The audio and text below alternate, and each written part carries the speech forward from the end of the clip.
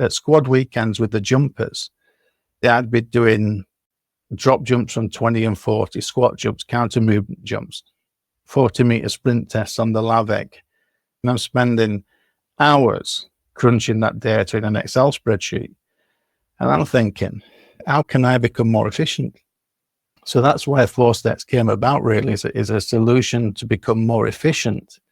And a lot of credit there to my co-founder there, Dan Cohen, who did a lot of the donkey work, leg work. I had the nice side of things of understanding force time curves and creating algorithms to auto-detect, which obviously helped create a nice user experience, which I still believe is one of the things that make it probably the best force plate product out there. Is its user efficiency, less clicks of a button, the intuitiveness of it, if you like.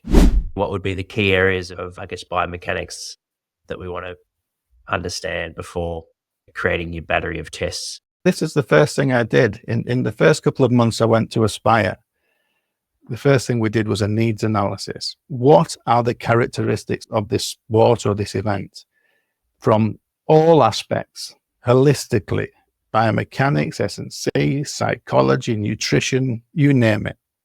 What's the work-rest ratios? What's the physical attributes? And from that, then, we were able to hone in on what the top 10 qualities are that we're looking for. Then you create the test that are accurate, fast, preferably you can, stuff you can do and get information that you can use straight away. So that has implications on the technologies you use. And you build up this profile of attributes rather than just thinking that a counter movement jump can give you everything, which is not the case. You mentioned isokinetic testing, and now that's something that you really value for the quad hamstring. What we used to do was measure eccentric quad strength and hamstring strength using Biodex or other LIDO on various isokinetic machines. And they gave us the safest and most accurate data on eccentric strength of quads and hammies. When we had to move away from universities for testing and moved into high performance centers, they didn't all have isokinetics. So this is where we started looking at how else can we get a measure of leg strength. We used a Concept 2 dyno machine to start with. And then that led to the ISO squat when we used portable force plates. So that was how we'd moved from isokinetics, tried something different, reflected on it, moved to ISO squat. Mid-thigh pulls were in the equation then, but ISO squat became the thing. What's the pose estimation?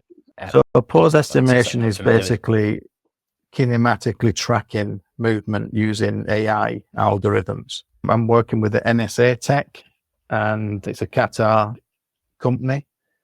I've been working with them for a couple of years now, trying to develop a solution for movement tracking.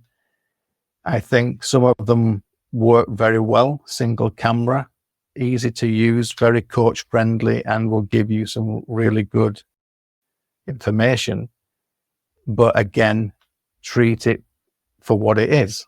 If you're wanting sagittal plane knee angles and knee angular velocities, I know that NSA Tech is very favorably with XNs in some changing direction task, which is running, accelerate, decelerate, run backwards. When building out a technical model, what are sort of your key principles?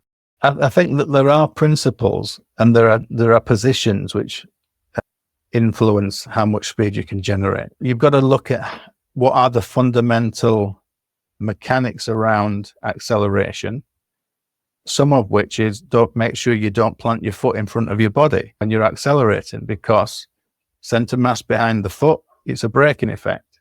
So your two legs around about 30% each, and everything above the hips around 64%, something like that. So controlling body position is going to have a huge effect on what you're doing.